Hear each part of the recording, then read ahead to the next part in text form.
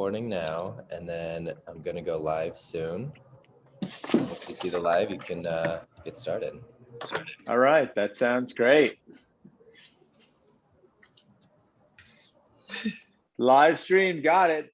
Okay, everybody, welcome to another episode of Ask the Expert with the Martin Eiden team. This is the special Pride edition with Sean Wilson as the guest host and our dear, dear friend, Toby Poser. Thanks so much for joining us, Toby. Sean, take it away.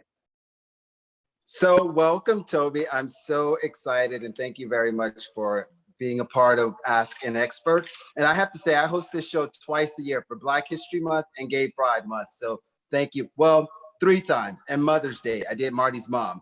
So thank you for being my Pride guest. And the reason you're on for Pride is because when I think about people following their passion and being prideful and living an authentic life, I think of you. So we're gonna just jump right in, and I'm gonna have you introduce yourself and tell me a little bit about who you are and your background. Well, thank you for that illustrious introduction. Wow, I am just so delighted, you guys. I just am just thrilled that you asked me on. Thank you so much, especially what an honor considering what an amazing group of people I know. The Martin Eiden team is there at Compass. I know that you always surround yourself with the most creative, good-natured, hardworking, loving, full of integrity and fun people. So it's an honor to be included. Thank you. Well, thanks for that plug. I'll take it. So Toby, I'm gonna give you something sort of a jumping off point. And I knew you first as an actress. Can you tell me your earliest memories of wanting to be an actress? Sure. I was in 5th grade. I went to an all-girls school in Baltimore, Maryland. And I was in the play The Velveteen Rabbit, and I played the Nana, who was kind of this nasty, mean, she was sort of the villain in the play. And I had a big pillow for like a busty thing, and it's like I was in vaudeville, I was playing with the pillow. And I had these raunchy songs, and I remember sitting in the wings, just wording every word that everyone else had when they were on stage and wanted to be on there so badly. And I just remember that thrill and the high of that. It told me something that I would probably visit this again, and I did. Oh, that's great. And what made you think what allowed you to pursue it professionally and in school and in college? Who gave you permission to do so? I'll say that my parents were always incredibly supportive of me. I know that my dad, if he was going to help me pay for college, he didn't want me to go to school in New York City or Los Angeles, because he said, if you're really going to pursue acting, you're going to end up there. And I think he was worried about my becoming an actress, just because that realm was so alien to him. But the minute he showed up to the first play I was in college, he was hooked as much as I was. And I went to school in New Orleans at Tulane. So my parents didn't miss a show. They not only did they want to see me in the show, I think they even more so wanted to go down to New Orleans. So I would say my parents were incredibly supportive, but I would have done it no matter what. That's for sure. I loved it. Nice. So we're going to talk about then, how did that, being an actress, talk about some of the highs and some of the highs in your career, some of the things, some of the turning points. I mean, I know some of them, I'll prod you if you need, but there are a couple of things I want you to talk about. If you don't talk about them, I'll bring them up. But talk about some of the highs in your career as an actress, and start, early on, present day. I love that. Thank you. Okay, well, when I was a senior in high school, I was in my first Shakespearean production of Hamlet, and I played Queen Gertrude. And we did a special performance for the English-speaking union in downtown Baltimore. And we did the closet scene from Hamlet. And I was just tearing it up. I mean, it was tears, and the actor playing Hamlet was wonderful, and Polonius was wonderful. And again, that was similar to the 5th grade experience, where I just thought, I am having an out-of-body experience, but or maybe it's the opposite. I was so in my body and feeling the blood rushing through me, and the joy that speaking these beautiful words was giving me. That's just something I'll never, ever, ever forget. And I love classical theater to this day. Let's skip on then to college. Man, I did so many wonderful productions in college, but I have to I have to say, one of the pleasures was getting to be around people who, when you're in college, you spend a lot of time, let's say, going out with friends, maybe you like partying it up. For me, college was about a rehearsal. That was the happiest thing I could be doing. And I remember in my freshman year when I really realized this is something I was going to pursue. I remember sitting in the Black Box Theater where I took acting classes, then also did a lot of plays. And just sitting in there when nobody was in there because I wanted to be there, and I could smell the cigarette smoke from Buzzy Podwell, one of my professors. And I could just, it's like I could feel the ghosts of all the other productions that had gone on there. And I just remember feeling like, boy, it feels good to love something that much. I almost want to go to tears talking about it. But it's That's nice when great. you love something and are passionate, and then actually pursue it and do follow your dreams. And then I'll fast forward to, let's say, New York. Amanda Spaulding. Okay. Well, this is a fun story. So I was broke, and I was I didn't even have an apartment. I was living on Sean's floor in your tiny 20th Street Chelsea apartment when I started that gig. And I think I had $350. But tell everybody what the gig is, because no one knows but me, well, tell the audience what the gig is. Yeah. So I got this audition for a contract player, Amanda Spaulding, on the soap opera Guiding Light. And I had really no money, and I had to look pretty, flashy for this screen test. So I had $350 in my account. I went to a store in the East Village. I saw the silk red dress, and it was $300. And I thought, I'm just going to go for it, and I better get this job because I'm spending my last buck. Fortunately, I got the job. So I became Amanda Spaulding, and she was this wonderful Malibu madam who said lines like, "You're going to find out firsthand just how an ex-Malibu madam strikes back when some tawdry little tart takes over her turf." So it was fun being the bad girl. And of course, because it's Gay Pride, we have to talk about the incredibly true adventures of two girls in love. And then, Toby, I just want you to also speak to, why were you not afraid to play a lesbian as a straight woman? What gave you the courage to do so? I mean, well, first of all, I was living in New York City. Many of my friends, I've got friends of every, race, sexual preference. To me, it was just a given. I never thought twice about it, to be honest. It was wonderful. I was thinking of the character, and the character was wonderful. And she had two beautiful women, one that she had in the character is her ex-girlfriend. And then there's another character who is now the ex-girlfriend's girlfriend. It just was like, hey, I'm around all these really kind of amazing, cool, sexy, strong, powerful women. This is like the best opportunity in the world. So I never thought about that whatsoever. I did think that I was in something kind of groundbreaking, though, because it was such a cool independent film, and it played at the Angelica for 4 to 6 months, I think. Wow. So I was proud to be part of something that, to this day, sometimes people will walk up to me and say, "I know you from Incredibly True Adventure, Two Girls in Love," and I can't tell you what that film meant to me. And I'm incredibly, privileged to be part of that. And that was 1994. We shot it. Maria Magenti was really cool. She let us really improvise and come up with who our characters were. And it was, and I was boxing at the time, so she incorporated that. That was a fun production with a lot of cool women. That sounds awesome. So before we move on, any other acting gigs that come to mind that were sort of monumental that you want to talk Yes. about? Around, I was in this off-Broadway play called Ecstasy, which is a Mike Lee play that most people know him for his films. And this production won an OB off-Broadway, and I was replacing one of the wonderful actors.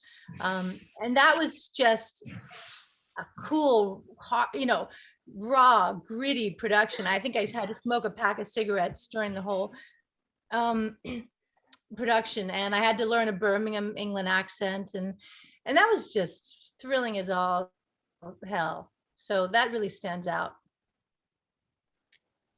We got to say hi to Kate Miller. She just sent a message. She's watching. And a wonderful actor herself. Right. So let's move on. Let's talk about some of your voiceover work, which is, people don't see you, but they hear you. And you had some amazing voiceover gigs throughout, over your career. You still get them, but talk about some of the highlights of your voiceover career. Sure.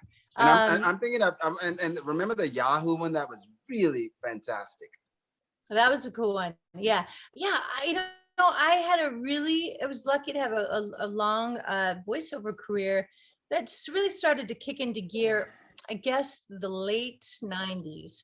And some of the big campaigns I did were, I did AT&T Wireless for 4-ish years. And then I did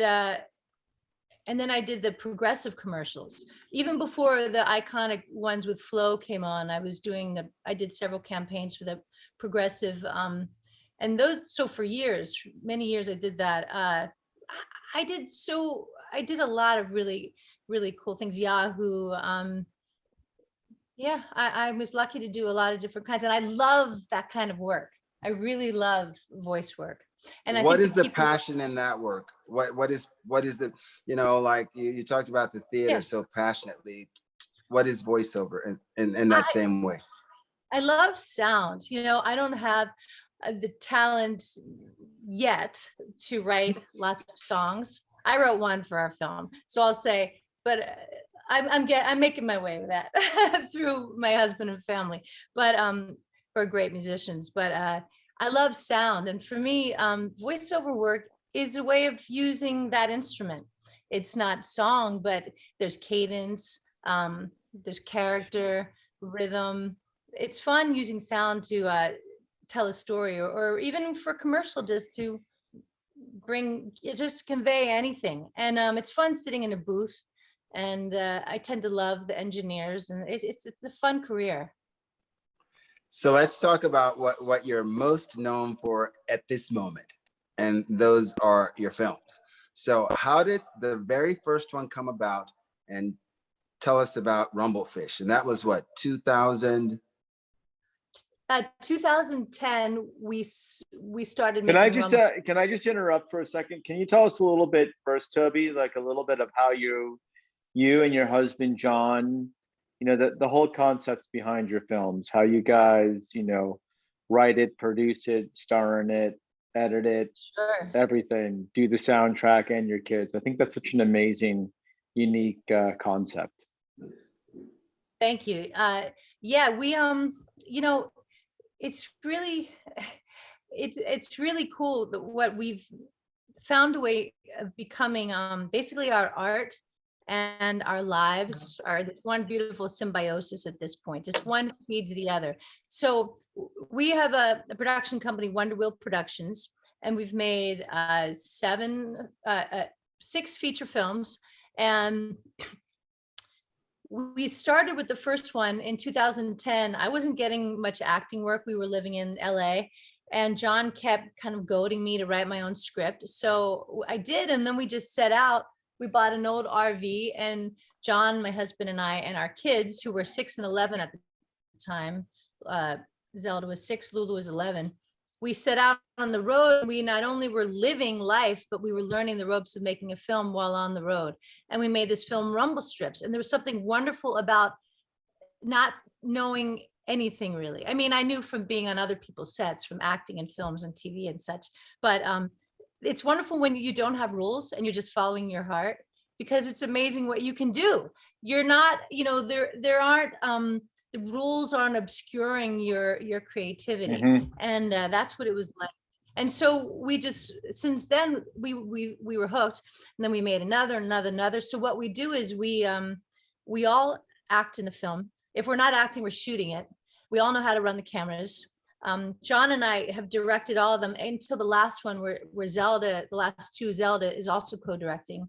Lulu was off in college, but she makes a great cameo in the newest one, Hellbender. And I produce the films, John edits them, and Zelda and I are there giving our 2 cents. We run the sound, John composes the music. Now we have our band Hellbender, and we sing a lot of the songs too that are in our movies. So we wear every single hat, and we try to hire people we know and love who are perfect for roles, like Sean, and we're going to get you in there too, Marty. But Sean's been 2 of our films, and yeah, and we just that's what we do, and we've made 7 films now that way. Yeah. That's amazing. And tell us a little bit, which I also think is great, that you're able to get into film circuit, and that was your traveling experience with your family, traveling all over the country and the world for that matter. How was that experience, and what did it teach the kids and yourself and all that stuff?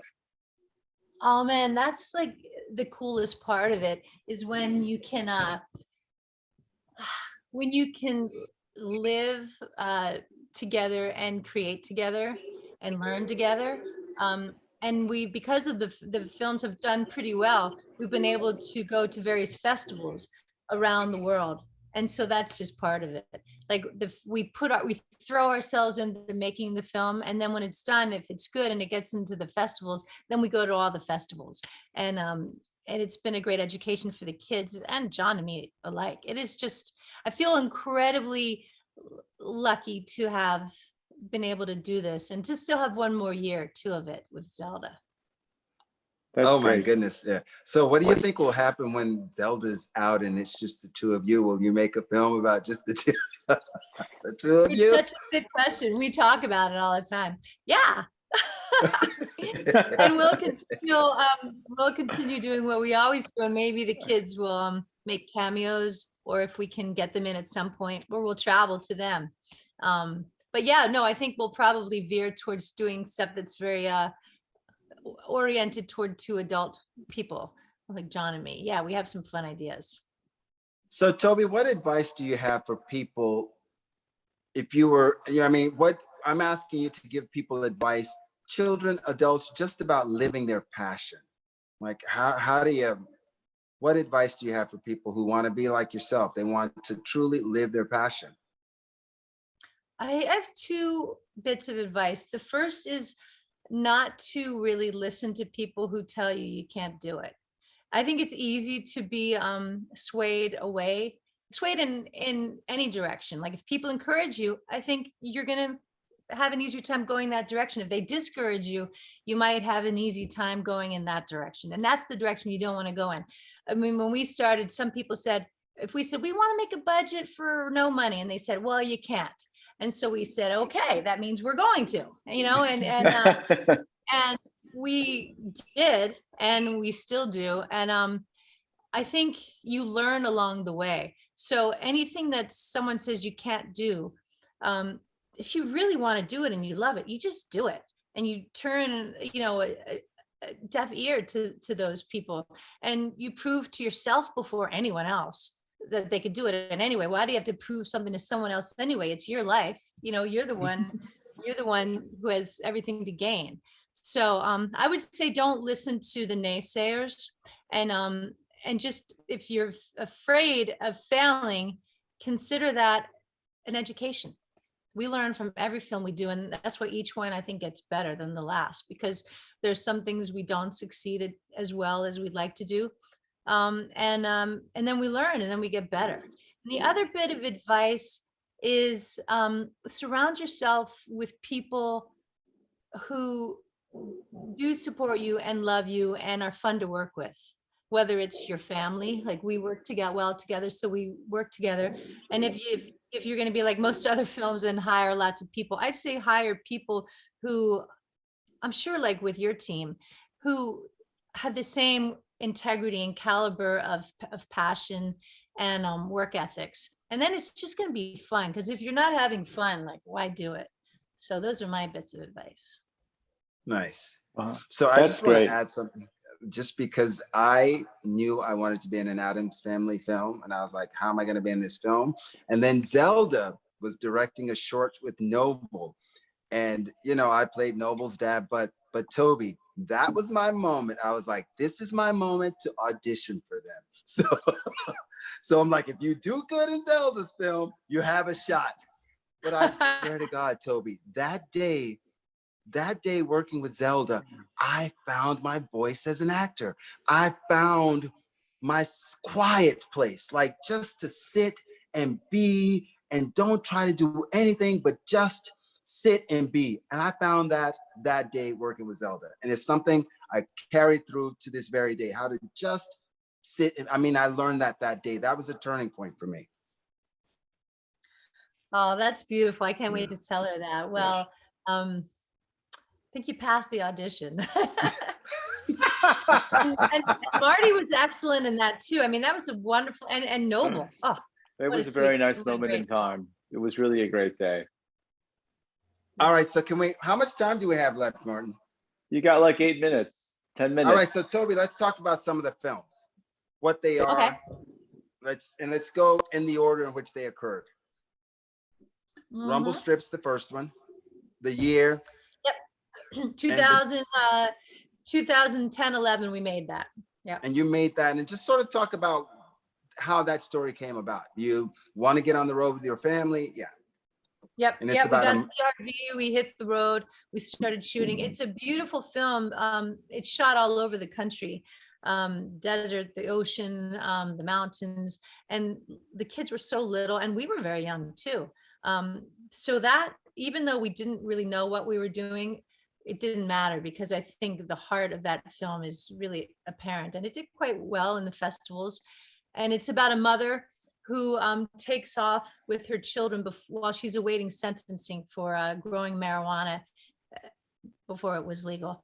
And their husband has died. So it's a beautiful tale of togetherness. And I love that film so much. The second film, yeah. No, I'm just asking, do you think the film that you make films according to where you are in life, or that speaks to something you want to say about where you are in life, or something you want to say? Great question, Sean. Absolutely. I think whether we know it or not, there's always a metaphor in our films of there's something allegorical about where we are in our lives. Definitely. And the second one, Knuckle Jack, John plays an uncle. I love the title. Can I just say I love the titles of all these films? They're so funny. Knuckle Jack, yeah. Because our niece and nephew couldn't say Uncle John. They would say Knuckle John. So Knuckle Jack is Uncle Jack. He and Zelda have a really fun rapport. That's a fun film. And we shot it up here in the Catskills, and he's a thief who is trying to, who is an alcoholic, and John is someone who's been sober now for 16 years, I think. And so that was, a big part of, the understory to that film. And he takes care of this young 8-year-old niece, and they rob houses. But now, is it Zelda or Lulu that's in that film? Is Zelda. The little girl's Zelda? So yeah. And so he's an artist, and instead of robbing for money, he basically puts his art in everyone's houses. And so and John's an artist. That's a really fun film. That's a great film. I remember that scene in that film where that guy does, like, that creepy guy, and then John has that knife. And remember the guy it's a great film. See that film. Yeah. That's a fun. Is that the one also with Zelda and the mascara? She has the mascara throughout the film. No, that's a different one. Yeah. Okay. So next was the After shoot. Knuckle, yeah. Now on the shoot, our third film, we thought we could kind of do something a little bigger, and we learned a lot. That was what we call a it's not a mistake, but it's a film that we bit off more than we could chew. It had a massive budget, considering for most of our films having such low budgets. We had a big cast. We shot a lot of it in the Mojave Desert of LA. It added years to our lives. It was just for John and me, doing everything. And the kids weren't in it. So I think that film has a certain meanness without the kids that I find. It's not a bad film, but it's that was the hardest film for us. And so with our fourth film, which was Halfway to Zen, we went back to our roots and we did a very small, intimate production. And that was also shot up here in the Catskills. And that's about a man who lost, because of a violent behavior, lost his family and went to prison. That's not true about John, but and he has a chance to spend time with his kid again, and she's now a transgender kid. And so she's gone from Edie to Eddie, and I'm her mother. And it's about love and forgiveness and redemption, and it's a beautiful film. And it's That about is a great film. Has dementia. Yeah. Yeah. Also for the month of June, Gay Pride Month, that's a great film because it portrays a transgender kid in such a positive light. And it's just so moving at the end, what she does with the mascara, that it just blows me away every time I see it. And I won't give it away, but it's a brilliant, brilliant film. Well, yeah.